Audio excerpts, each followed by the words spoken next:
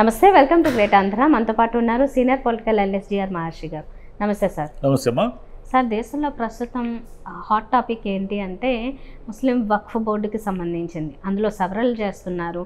దానికి సంబంధించి ఇంకా ప్రతిపాదనలు కూడా వస్తున్నాయి. దానికి ఎన్డీఏలో ఉన్నవి తప్పితే మిగతావన్నీ కూడా వ్యతిరేకిస్తున్నాయి. కాకపోతే రీసెంట్గా చంద్రబాబు నాయుడు గారు కూడా నేను మీతో ఉంటాను, మీకు సపోర్ట్గా ఉంటాను అన్నట్లుగానే మాట్లాడారు. అయితే మరి వాళ్ళు ఎన్డీఏలో కూడా భాగమే కదా, కూటమిలో భాగమే. అలాంటప్పుడు నిజంగానే వ్యతిరేకించి అంటే ఎక్కడన్నా దేంట్లో అన్నా పెట్టినప్పుడు వీళ్ళు వ్యతిరేకించి పంపిస్తారు. ఇప్పుడు తమిళనాడులో స్టాలిన్ గారు అయితే ఆయన వ్యతిరేకంగా ఉన్నారు, ఒక స్టాండ్ మీదే ఉన్నారు. కానీ చంద్రబాబు నాయుడు గారు అలా ఉండగలుగుతారా? ఆయన కష్టం ఉండాలని ఆయన అనుకుంటాడు. ఎందుకంటే చంద్రబాబు నాయుడు గారి previous politics, previous political history చూసిన వాళ్ళు ఎవరికి కూడా ఆయన ఎప్పుడు ముస్లింలకు వ్యతిరేకంగా లేదా మైనారిటీలకు వ్యతిరేకంగా ఆయన ప్రభుత్వం ఉన్నట్టుగా మనకేం దాఖలాలు లేవు, ఏం మాట్లాడలేదు. ఎప్పుడు కూడా పనిగట్టుకొని ఆయన పవన్ కళ్యాణ్ ఉన్నట్టుండి కాషాయం వేసేసి అదేమంటారు ఏదో అంటున్నాడు కదా, హిందుత్వ సనాతన ఏదో అంటున్నాడు కదా, అట్లా చంద్రబాబు నాయుడు గారు ఎప్పుడు సెక్యులర్గానే ఉన్నారు. ఆయనలో ఉన్న మంచి లక్షణం అది.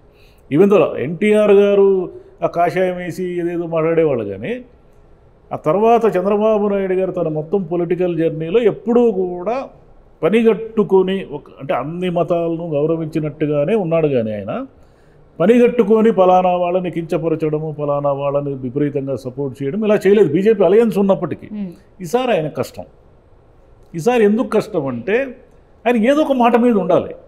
ఇప్పుడు మీరు బీజేపీని వ్యతిరేకించాలి, వక్ఫ్ చట్టానికి సంబంధించి మీరు బీజేపీని వ్యతిరేకించాలి, అప్పుడు మీరు ముస్లింలకు అండగా ఉన్నట్టుగా వాళ్ళు భావిస్తారు. కానీ ఎలా వ్యతిరేకిస్తాడు ఆయన? కూటమిలో ఉన్నాడు, తన సంఖ్యాబలం మీద బీజేపీ ప్రభుత్వం ఆధారపడి ఉంది, అంటే అలయన్స్ ప్రభుత్వం ఎన్డీఏ ప్రభుత్వం ఆధారపడి ఉంది. దీన్ని కాదనుకొని ఆయన ఇది చేయలేడు. వాళ్ళు చేయాలనుకుంటే ఈయనేమీ చేయలేరు.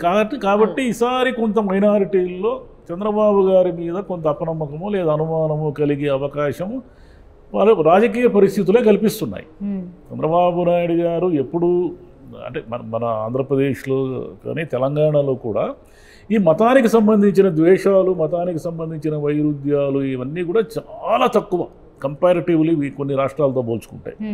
ఇక్కడ ఏమిటి మామూలుగా అందరూ ఏదో ఎవరి ఓటు వాళ్ళకి వేసుకుంటారు, ఎవరి ఇది చేసుకుంటారే తప్ప ఎవరి మత ఆచారాలు వాళ్ళు పాటిస్తారు, ఎవరి ఇది. కానీ పనిగట్టుకొని ద్వేషము లేదా కలహాలు లేదా కొట్టుకోవడము ఇదంతా కూడా చాలా తక్కువగా ఉంటాయి ఇన్సిడెంట్లు.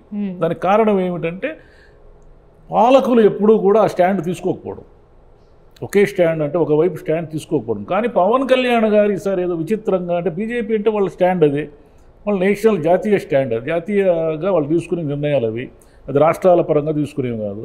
పవన్ కళ్యాణ్ గారు ఏమిటంటే ఆయన ఈసారి ఉన్నట్టుండి ఏదో హిందుత్వానికి నష్టం చేకూరుతూ ఉంది అది ఇది అన్నట్టుగా, అంటే ద్వేషం రేకెత్తిచ్చే మాటలు కాదు, కానీ కొంచెం అనుమానంగా ఏమిటి ఈయన ఇలా మాట్లాడుతున్నాడు అని అనిపించే విధంగా మైనారిటీలకు కొంచెం భయం కలిగించే విధంగా మాట్లాడుతున్నాడు ఆయన.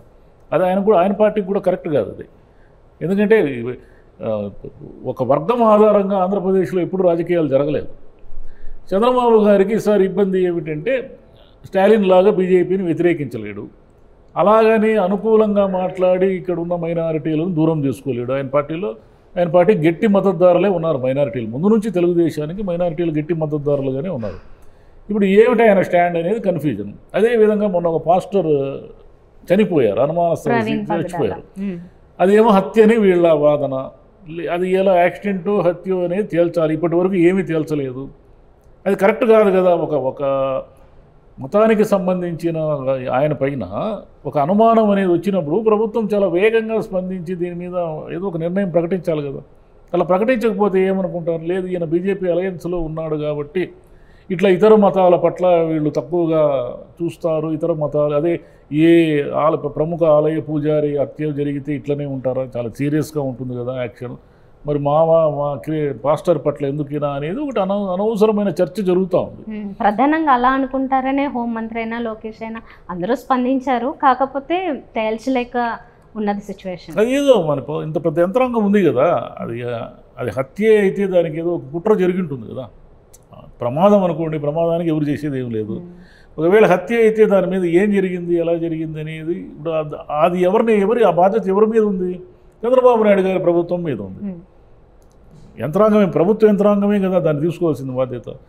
కాబట్టి ఊరికే అంటే వేగంగా స్పందించాల్సిన అంశాల్లో వేగంగా చేయకపోతే ఏమవుతుందంటే అనవసరమైన అనుమానాలు రేకెత్తాయి. ఈ అనుమానాలు, పరస్పర అదేమిటి ద్వేషాలు, ఇవన్నీ కూడా ఆంధ్రప్రదేశ్ రాజకీయాల్లో ఎప్పుడూ లేవు, ఉండకూడదని అందరూ కోరుకుంటారు. ఎందుకంటే ఒక వర్గానికి సంబంధించిన రాజకీయం ఆంధ్రప్రదేశ్లో, కులాల రాజకీయాలు ఉన్నాయి మళ్ళీ, కానీ మతాల రాజకీయాలు ఆంధ్రప్రదేశ్లో లేవు. కానీ ఇప్పుడు అనివార్యంగా వస్తుంది అలాంటి సిచ్యువేషన్ చంద్రబాబు నాయుడు గారికి. ఏదో ఒక సైడ్ తీసుకోవాల్సిన సిచ్యువేషన్ ఎందుకు వస్తుంది? ఆయన బీజేపీ అలయన్స్లో ఉన్నాడు కాబట్టి వస్తుంది. బీజేపీ ఏమిటి, వాళ్ళ ఎజెండానే హిందుత్వ, వాళ్ళు దాన్ని ఏం దాచుకోరు కదా, చాలా స్పష్టంగా చెప్తారు. కాబట్టి ఇప్పుడు ఆయనకున్న ఏమిటంటే అటు బీజేపీని దూరం చేసుకోకుండా జాగ్రత్తగా వ్యవహరించాలి, అట్లనే మైనారిటీల్లో తన పట్ల అనుమానం రాకుండా చూసుకోవాలి. అంటే సీనియర్ రాజకీయ నాయకుడు కాబట్టి జాగ్రత్తగానే అడుగులు వేస్తాడు. తమిళనాడులో అయితే వాళ్ళు ఏదో టక్కని నిర్ణయం తీసేసుకుంటారు, వాళ్ళ రాజకీయం వేరు, ఈయన రాజకీయం వేరు. ఈయన కొంచెం ఆచితూచి నాంచి అనుములు మినుములు అనకుండా ఏది అనకుండా అలా కాలయాపన చేస్తూ ఉంటారు. న్యూట్రల్గా మెయింటైన్ చేద్దాం అలా అనుకుంటారు, అక్కడ ఒక సైడ్ ఉంటుంది క్లియర్గా. అది ఆయన ప్రాబ్లం. సో ఇప్పుడు అయితే మొత్తానికైతే ఈ చర్చ నడుస్తూ ఉంది. మరి ఫైనల్గా ఎలాంటి డెసిషన్ మీద వెళ్తారంటారంటే, ఒక ఆమోదం తెలపాల్సి వచ్చినప్పుడు క్లియర్గా మేము వ్యతిరేకమని చెప్పేస్తారా, లేకపోతే అప్పటికి కొంచెం ఊగిసలాడుతూ ఆ హెసిటేషన్లో మధ్యలోనే ఉండిపోయే అవకాశం ఉందా? సపోర్ట్ చేస్తాను. ఏదో బీజేపీని ఆయన వదులుకోలేడు. బీజేపీ అనేది ఇప్పుడు ఆయనకు ఆక్సిజన్ లాంటిది. ఇప్పుడున్న పరిస్థితుల్లో కేంద్ర ప్రభుత్వం అండ కావాలి, కేంద్ర ప్రభుత్వం నుంచి నిధులు కావాలి, కేంద్ర ప్రభుత్వం నుంచి చాలా కావాలి. అంటే ప్రతి చోట వీళ్ళు నెల నెల అప్పుకు పోతారు. కేంద్ర ప్రభుత్వం సహకరించకపోతే వీళ్ళకి అప్పులు పుట్టవు. అప్పట్లో జగన్ గారు కూడా అన్నిటికీ ఆమోదం తెలిపారు. అప్పుడు అవసరం లేదు, ఏమీ లేదు, అంటే పని అయ్యేది లేదు. సరే, దానికి రీజన్స్ ఏవో చెప్పారు, కేసులని. ఆయన ఆమోదం తెలిపితే కేసులు అనేస్తారు, ఈయన ఆమోదం తెలిపితే కేసులు అనేదానికి లేదు కదా.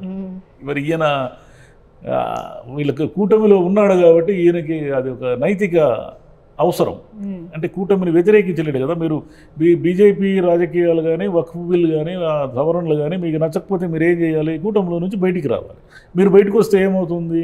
బీజేపీ ప్రభుత్వం మైనారిటీలో పడుతుంది. అంటే ఇంకెవరో వచ్చి ఆ ప్రభుత్వాన్ని కాపాడతారు అనుకోండి, అది వేరే విషయం. కానీ సంఖ్యాబలం అయితే తగ్గుతుంది కదా. మరి కేంద్రానికి సంఖ్యాబలం తగ్గిస్తే మోదీ గారు మీ పట్ల అనుకూలంగా ఎందుకుంటారు రేపు?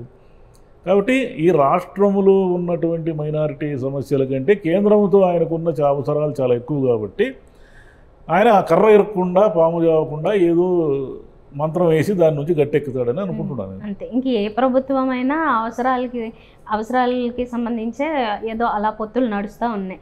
కానీ కనిపించిన పొత్తులు ఒకళ్ళు కనిపించేవి. మధ్యలో పవన్ కళ్యాణ్ గారు ఏం చేస్తారనేది ఆయన ఏదో ఒక స్టాండ్ చెప్పాలి కదా. ఆయన అవసరమైనప్పుడు రారు కదా, తెలుసు కదా. జనసేనకి ఒక స్టాండ్ ఉండాలి కదా. అయ్యా మైనారిటీల పట్ల మా స్టాండ్ ఇది, ఫలానా స్టాండ్తో మేము ఉంటాము, బీజేపీ చేసే ప్రతి పనిని మేము ఆమోదిస్తాము అని అన్నా చెప్పాలా, లేదా మేము ఆమోదించమన్నా చెప్పాలా. పవన్ కళ్యాణ్ గారే అసలైన కన్ఫ్యూజన్. ఆయన ఒకటి చెప్పి ఈయన ఒకటి చెప్తే కుదరదు. ఏమో అలా వేస్తారేమో, ఆయన ఒక స్టెప్ ఈయన ఒక స్టెప్. ఆయన అదేదో కాషాయం కండువా కప్పుకుని తిరుగుతున్నాడు కదా. మరి ఆయన్ని మైనారిటీలు ఎలా విశ్వసిస్తారు? పవన్ కళ్యాణ్ గారిని అనుమానిస్తారు కదా. ఆయన వక్ఫ్ బిల్లుకి సంబంధించి మైనారిటీల పక్షాన ఆయన ఎందుకు మాట్లాడే అవకాశం లేదు. సో ఓవరాల్గా ఇవన్నీ కలిసి ఇంకో 4 ఏళ్ల తర్వాత పెద్దగానే ప్రభావం చూపిస్తాయి. ఎందుకంటే మైనారిటీలది ఒక పక్క, ఇంకా క్యాస్ట్ ఈక్వేషన్స్ కూడా ఉన్నాయి. చంద్రబాబు నాయుడు గారి రాజకీయం తెలిసిన వాళ్ళు ఎవరైనా సరే 5 ఏళ్ల తర్వాత ఆయన ఏ నిర్ణయం మీద ఉంటాడో ఎవరికి తెలియదు.